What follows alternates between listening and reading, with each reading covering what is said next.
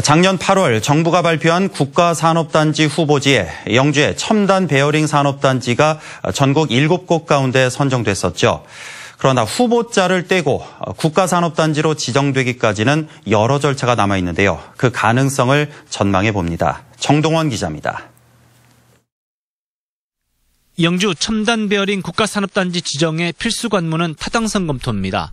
영주시의 예정대로라면 올해 11월쯤 지방공기업평가원이 경제성과 정책성, 재무성의 평가 항목을 분석해 6개월 뒤 타당성 여부를 결론짓게 되는데 관건은 기업의 입주 수요 조사입니다.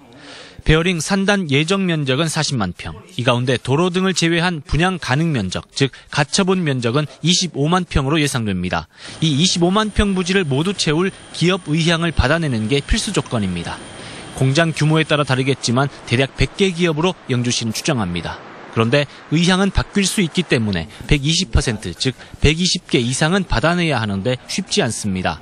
전국의 베어링 관련 기업이 400개에 불과하고 이들 기업 중 이전이 아닌 공장 신설로만 25만 평을 채워야 입주 수요로 인정됩니다. 현재 영주시가 전국을 뛰며 입주 의향을 받아낸 기업은 20곳. 작년 8월 국가산단 후보지 평가 시 이미 확보한 58개 기업도 있지만 이들 기업은 불확실해 검증 작업이 병행 중입니다. 영주 예정지의 높은 땅값도 문제입니다. 경북개발공사가 단지 조성 원가를 추정해 봤더니 평당 116만 원.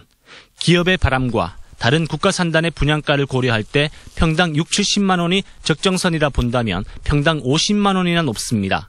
실제 공사 시 조성 원가를 낮추고 분양 이익을 붙이지 않는다 해도 평당 40만 원 정도는 지자체가 보전해줘야 하는데 25만 평이면 1,000억 원에 달합니다. 1,000억이란 보전액이 부담일 뿐더러 마련된다고 해도 형평성 문제가 남습니다. 보전액 배분을 두고 영주시와 경상북도가 협의를 시작할 것으로 알려졌습니다.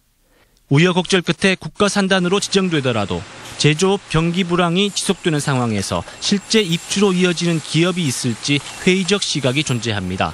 최근 조성된 포항 블루밸리 국가산단과 구미 국가산단 5단지도 분양에 고전을 면치 못하고 있습니다. 영주와 함께 국가산단 후보지로 선정된 6곳은 모두 국가정책사업을 추진하는 공기업인 LH가 사업 시행자로 참여했거나 할 예정입니다. 그런데 영주는 LH가 빠지고 지방공기업인 경북개발공사가 사업 시행을 맡을 예정입니다. 영주시와 경상북도 그리고 경북개발공사는 그제 MOU를 체결하고 힘든 여건 속에서도 사업 성공을 다짐했습니다. MBC 뉴스 정동원입니다.